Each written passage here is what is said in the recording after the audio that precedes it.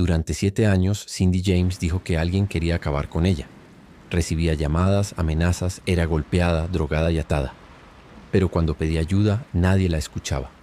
Hasta que un día apareció muerta, atada de pies y manos, inyectada con morfina. ¿Cómo lo hizo sola? ¿O quién lo hizo por ella? Este es uno de los casos más perturbadores del true crime canadiense, y aún hoy nadie puede explicarlo. Antes de que su nombre quedara ligado a uno de los casos más inquietantes del true crime canadiense, Cindy James era, en apariencia, una mujer común. Nació como Cynthia Elizabeth Hack el 16 de junio de 1944 en Oliver, una pequeña localidad de la Columbia Británica, Canadá, dentro de una familia profundamente religiosa y de raíces estrictas. Era la mayor de 6 hijos, criada bajo una educación severa. Su padre era militar, lo que significaba mudanzas frecuentes, una figura autoritaria en casa y una expectativa muy alta de obediencia y disciplina. Cindy creció siendo una niña muy reservada, perfeccionista, autoexigente, y según sus amigos de juventud, alguien que nunca hablaba de sus problemas personales. Desde joven mostró vocación por el cuidado de los demás. Estudió enfermería y eventualmente se convirtió en enfermera especializada en atención infantil, trabajando con niños con problemas de salud emocional. Este no era un trabajo fácil. Era exigente física y mentalmente, pero Cindy se destacó por su entrega, paciencia y empatía. Muchos colegas la describieron como una mujer amable, serena, aunque emocionalmente frágil. A los 19 años conoció a quien sería su futuro esposo, Roy Makepeace, un psiquiatra 18 años mayor. Se casaron en 1966. La relación, sin embargo, siempre fue percibida como desigual. Roy tenía una posición social y profesional muy consolidada, y aunque Cindy admiraba su inteligencia, la diferencia de edad y de poder era evidente. Durante el matrimonio comenzaron a surgir grietas. Roy era controlador y Cindy progresivamente más ansiosa. Se sentía vigilada, restringida. En 1982, después de 16 años de relación, decidieron divorciarse. Y aquí comienza la espiral que marcaría el resto de su vida. Cindy se mudó sola a una casa en Richmond, Columbia Británica, un suburbio aparentemente tranquilo al sur de Vancouver.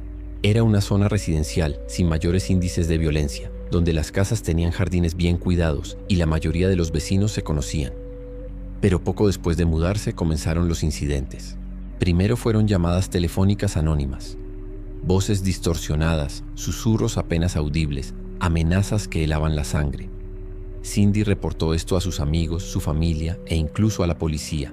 Luego vinieron las notas escritas a mano.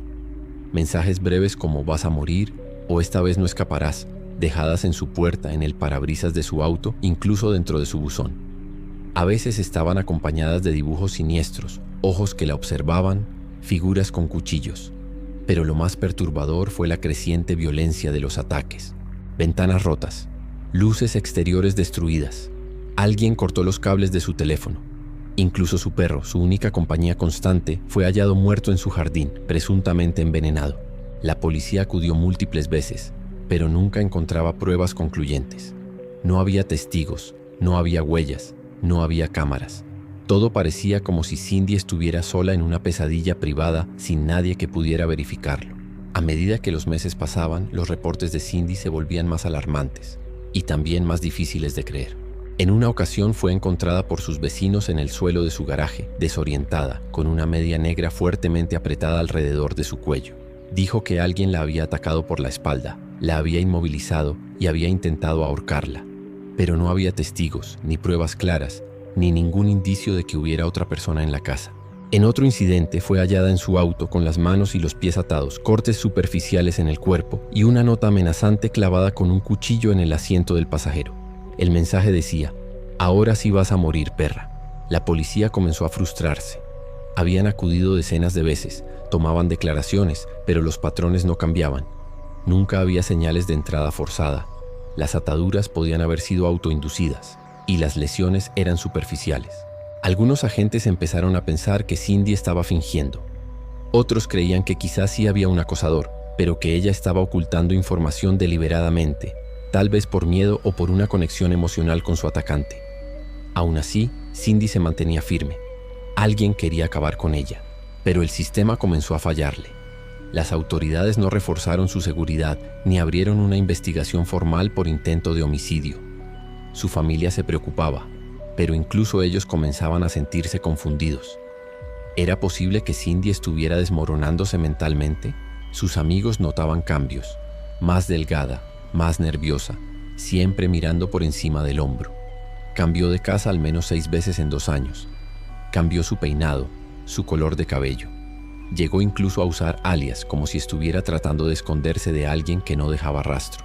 Fue entonces cuando tomó una decisión drástica. Contrató a un detective privado, Ozzy Caban, con la esperanza de tener por fin a alguien que la ayudara sin cuestionarla. Ozzy Caban no tardó en involucrarse de lleno. Instaló cámaras ocultas en la casa.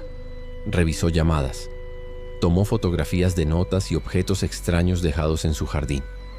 Y aunque nunca atrapó al culpable, sí fue testigo de algo que cambiaría el tono de la historia. Una noche, mientras hablaba por teléfono con Cindy, escuchó una voz extraña interrumpir la línea. Un susurro apenas audible que dijo: «Morirás pronto». Caban quedó impactado. También vio en persona una nota dejada en la puerta principal de Cindy, clavada con un cuchillo. Era un mensaje amenazante escrito con tinta roja. Eso lo convenció de que Cindy no estaba fingiendo todo. Había algo real detrás del miedo, algo oscuro, y posiblemente alguien que sabía muy bien cómo moverse sin dejar evidencia. Pero la policía no reaccionó. Para el año 1984, 2 años después de su divorcio y del inicio de los incidentes, Cindy James era ya una mujer completamente distinta a la que había trabajado con niños en hospitales. Su vida estaba consumida por el miedo. Había cambiado varias veces de domicilio, había instalado sistemas de alarma, luces automáticas, cerraduras reforzadas. Y aún así, seguía reportando eventos inquietantes: ventanas forzadas, llamadas de amenaza, objetos desaparecidos. En un intento por no volverla a encontrar sola, su amiga Agnes Woodcock y el esposo de Agnes decidieron visitarla sin avisar una noche. Golpearon la puerta.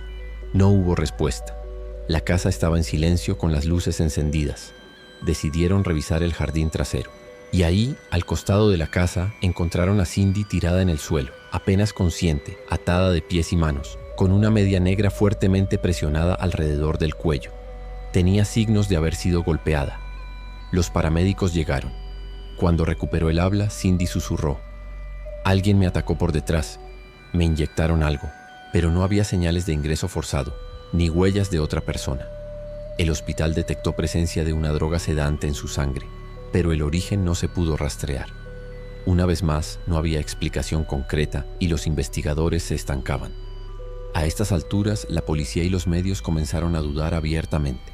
Algunos expertos forenses afirmaban que era posible que Cindy misma se hubiese causado esas heridas, o incluso que hubiera aprendido a atarse sola, imitando técnicas de inmovilización. Un detalle que muchos investigadores usaron como argumento fue la falta de desorden en sus casas tras los ataques. Cuando decía que alguien había entrado, no había puertas forzadas, cajones abiertos ni pisadas. Todo estaba demasiado en su lugar. Pero el detective Ozzy Caban no estaba convencido. Él había escuchado las llamadas, había visto las notas. Cindy tenía miedo real, y eso no se finge por tanto tiempo con tanto detalle. Las tensiones con la policía crecían. Cindy acusaba abiertamente a los oficiales de no tomar en serio su caso. En entrevistas con psicólogos y terapeutas mostraba signos de paranoia aguda, pero también lucidez. No era una persona fuera de control, sino alguien traumatizada, en estado de alerta permanente. Para intentar protegerla, su familia la convenció de internarse por un tiempo en un hospital psiquiátrico. Allí pasó 10 semanas. Durante su estancia, los incidentes cesaron. Eso alimentó aún más la teoría de que los eventos estaban ligados a su estado emocional y no a un atacante externo. Pero apenas salió, todo volvió a comenzar. El año era 1989. Cindy tenía 44 años. Habían pasado 7 años desde su divorcio. 7 años de acoso constante, de visitas policiales, notas anónimas, cambios de domicilio y episodios cada vez más violentos. Ya no era solo una mujer perseguida. Era una mujer rota, emocionalmente aislada y sin aliados reales, salvo su familia inmediata y el detective privado que aún la apoyaba. El 25 de mayo, Cindy acudió como de costumbre a una sesión con su terapeuta. Más tarde fue a comprar víveres en una tienda cercana. La cámara de seguridad muestra a Cindy en pasillos, calmada, incluso sonriendo levemente mientras paga y se retira. Y luego desapareció. Durante horas su familia no supo nada de ella. No respondió llamadas. No volvió a casa. Se reportó su desaparición al día siguiente. El 26 de mayo, su vehículo apareció abandonado en un estacionamiento de un hotel en Richmond. En el interior del coche se encontró sangre en la puerta del conductor, objetos personales en el asiento y un desorden que no coincidía con los patrones anteriores. Pero Cindy no estaba por ninguna parte. Pasaron 2 semanas. Búsquedas, entrevistas, revisiones de rutas. Nadie vio nada. Nadie escuchó nada. Hasta que el 8 de junio de 1989, una pareja que caminaba por el patio trasero de una casa abandonada encontró su cuerpo. Estaba semienterrado entre maleza, atada de pies y manos a la espalda, con una media negra apretada firmemente alrededor de su cuello. Mostraba signos de haber sido golpeada y drogada. El informe forense reveló una combinación letal de morfina, flurazepam y otras sustancias sedantes en su sistema. La escena era surreal. ¿Cómo había llegado hasta ahí? ¿Cómo se había administrado esas sustancias en dosis tan altas? ¿Se había atado de esa manera y colocado en una posición tan precisa sin ayuda? Y lo más importante, ¿dónde estuvo durante los 14 días previos a su hallazgo? El lugar donde fue encontrada estaba a más de 1 kilómetro de donde su coche fue abandonado. No había rastros de arrastre, no había huellas, solo su cuerpo en medio de la vegetación, como si alguien hubiera querido que no se la encontrara, pero tampoco se esforzó en enterrarla por completo. La policía, una vez más, no encontró evidencia clara de intervención de terceros. El informe oficial fue devastador para su familia. Muerte no concluyente. No la catalogaron como homicidio, tampoco como suicidio. En su lugar, se planteó que Cindy pudo haber planeado su propia muerte con una precisión extrema, que tal vez, en un acto final de control, se drogó, se ató, usando nudos elaborados previamente, y se dejó morir en un lugar oculto. Una conclusión que más que cerrar el caso lo llenó de preguntas nuevas. El detective Ozzie Caban, hasta el último día, sostuvo que Cindy no lo hizo sola, que alguien la estaba acechando, que la policía no supo o no quiso mirar más allá. Pero el sistema la dio por cerrada. Tras el hallazgo del cuerpo de Cindy James, las autoridades enfrentaron uno de los dilemas más complejos de su historia reciente. ¿Cómo clasificar una muerte con tantos elementos contradictorios? La escena del crimen era ambigua. Por un lado, no había huellas de terceros, no había señales de arrastre o forcejeo. La droga en su sistema estaba presente en dosis letales. Los nudos, aunque complejos, teóricamente podían haber sido hechos por ella misma. Por otro lado, ¿cómo se habría inyectado, amarrado manos y pies por detrás y caminado hasta ese punto sin ayuda? ¿Dónde había estado las 2 semanas antes de su hallazgo? ¿Por qué abandonar su auto con sangre y no dejar una nota? La conclusión policial, aunque polémica, fue dejar el caso como muerte no concluyente, lo que en términos prácticos significaba que no se investigaría como homicidio, salvo que surgieran nuevas pruebas. Esta postura indignó a su familia, amigos y a muchos ciudadanos canadienses. Algunos especialistas, incluidos criminólogos y psicólogos forenses, propusieron que Cindy, después de años de deterioro emocional, había desarrollado un cuadro psicológico extremo que la llevó a planear su propia desaparición y muerte como una forma de escape final. Los argumentos a favor de esta teoría incluían su paso por clínicas psiquiátricas y diagnóstico con paranoia, el hecho de que los eventos cesaban cuando ella estaba bajo vigilancia médica, la presencia de drogas específicas en su sistema, que conocía por su formación en enfermería, la precisión de los nudos, posiblemente entrenados con anticipación, las múltiples cartas y diarios personales donde hablaba de sentirse desesperada, aunque nunca dejó una carta de despedida. Esta teoría, sin embargo, no explica ciertos vacíos clave. ¿Cómo obtuvo las drogas? ¿Cómo evitó las cámaras o testigos durante su desaparición? ¿Por qué nadie la vio en 2 semanas? ¿Cómo hizo para que ni siquiera se encontraran restos de jeringas o utensilios junto a su cuerpo? Quienes descartan la versión oficial sostienen que Cindy fue asesinada por alguien muy cercano o extremadamente cuidadoso. Los principales argumentos de esta teoría son: las amenazas eran reales, las llamadas, las notas, incluso algunas grabadas por el detective Ozzie Caban. El caso del perro envenenado sugiere crueldad y premeditación. Las ataduras no eran simples, eran simétricas, ajustadas y colocadas en un ángulo difícil de replicar sin ayuda externa. La policía nunca investigó a fondo a personas de su entorno, especialmente a su exesposo Roy Makepeace. Roy, psiquiatra, 18 años mayor que Cindy, fue mencionado por algunos como un posible sospechoso indirecto. Algunos detalles inquietantes. Cindy le había contado a su familia que él tenía un lado controlador y manipulador durante su matrimonio. Roy también denunció haber recibido llamadas amenazantes desde el número de Cindy. A pesar de estas contradicciones, nunca fue interrogado a fondo ni considerado formalmente como sospechoso.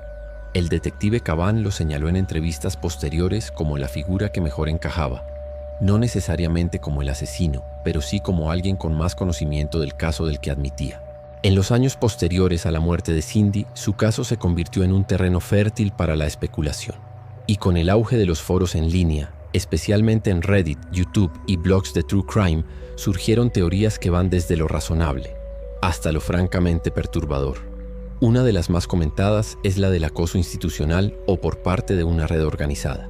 Teoría 1. ¿Cindy sabía algo que no debía? Algunos internautas especulan que Cindy habría sido testigo o incluso cómplice indirecta de algún acto criminal durante su tiempo como enfermera, tal vez en alguna institución de salud mental o clínica donde trabajó. Esto podría haberla puesto en la mira de personas con poder, que luego la habrían acosado hasta silenciarla. Aunque no hay evidencia concreta que respalde esta teoría, quienes la apoyan señalan la sofisticación de algunos ataques, el patrón de acoso prolongado sin dejar rastros, el silencio de la policía ante ciertas pistas. Especulativo sí, pero no imposible. Teoría 2. Trastorno de identidad disociativo. Algunos psicólogos forenses han planteado que Cindy podría haber padecido un trastorno de identidad disociativo, antes llamado personalidad múltiple. Esto explicaría, según esta línea, cómo podía ser víctima de hechos que no recordaba y al mismo tiempo ejecutarlos ella misma en otro estado de conciencia. Este enfoque ha sido discutido en comunidades profesionales, aunque es difícil de sostener sin un diagnóstico documentado y detallado. Además, no explica la muerte final, a menos que se aceptara una capacidad altamente planificada para una autoeliminación perfecta. Teoría 3. El acosador oculto. Para muchos, el caso de Cindy es simplemente lo que parecía desde el principio. Un caso de stalking, acoso, llevado al extremo por un individuo obsesionado que supo manipular a la perfección los vacíos del sistema legal. Esta teoría sostiene que Cindy sí fue acosada por alguien real, pero que debido a la falta de apoyo institucional y el trauma acumulado, comenzó a actuar erráticamente, lo que alimentó las dudas sobre su credibilidad. Es posible, dicen algunos, que incluso haya llegado a montar algunos escenarios por desesperación, no para engañar, sino para ser tomada en serio. Y cuando el acosador real vio que Cindy estaba cada vez más sola, atacó en el momento perfecto, sin testigos, sin evidencia. Un crimen limpio. Teoría 4. El sistema la dejó morir. Una teoría menos espectacular pero profundamente dolorosa es la más simple de todas, que Cindy murió porque nadie la creyó. Que no importaba si hubo un atacante o no, si las pruebas eran débiles o si su estado emocional era inestable. Lo que mató a Cindy fue la indiferencia.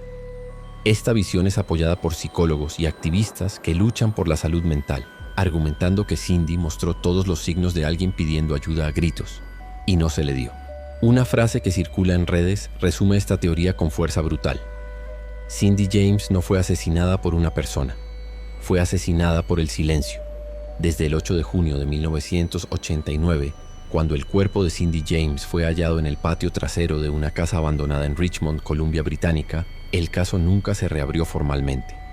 El dictamen de muerte no concluyente cerró la puerta legal a nuevas investigaciones a menos que aparecieran pruebas nuevas, lo cual nunca ocurrió oficialmente. A lo largo de los años, no se realizaron nuevas autopsias. No se volvió a interrogar a su exesposo, Roy Makepeace. El expediente policial permanece archivado, sin avances documentados desde 1990. Sin embargo, su historia no ha sido olvidada. El caso de Cindy James ha sido objeto de documentales, podcasts, videos de YouTube, libros y tesis universitarias.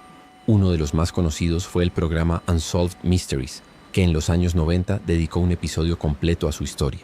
En 2021, un grupo de investigadores independientes, incluidos psicólogos y criminólogos canadienses, planteó que el caso debería ser reabierto a la luz de los estándares actuales de investigación sobre violencia de género, salud mental y acoso. Pero no hubo respuesta oficial por parte de las autoridades. En Reddit, el caso tiene cientos de hilos donde los usuarios aún intentan descifrar lo que pasó. Algunos analizan los patrones de los nudos. Otros debaten si la morfina pudo haberla incapacitado antes de atarse. Incluso hay recreaciones visuales de la posición en la que fue encontrada.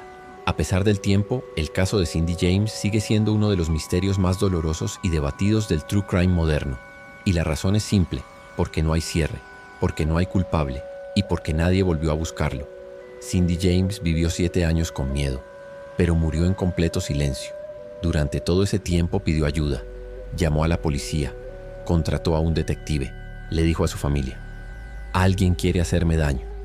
Y sin embargo, nadie la escuchó lo suficiente. Su muerte no fue solo un misterio sin resolver, fue también una señal de advertencia, una señal de lo que pasa cuando las instituciones no creen a las víctimas, cuando la salud mental es tratada como exageración, cuando una mujer es vista como histérica hasta que aparece muerta.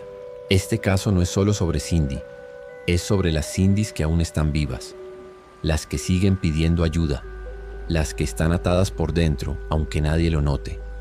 Tú que estás viendo esto, dime, ¿crees que Cindy James se desvivió o que alguien logró silenciarla para siempre? ¿Fue un crimen perfecto o una tragedia mental que nadie supo detener? Déjame tu opinión en los comentarios. Y si esta historia te dejó pensando, suscríbete, porque aquí no solo contamos casos, los desenterramos, los cuestionamos y le damos voz a los que ya no la tienen, porque somos la voz de Internet.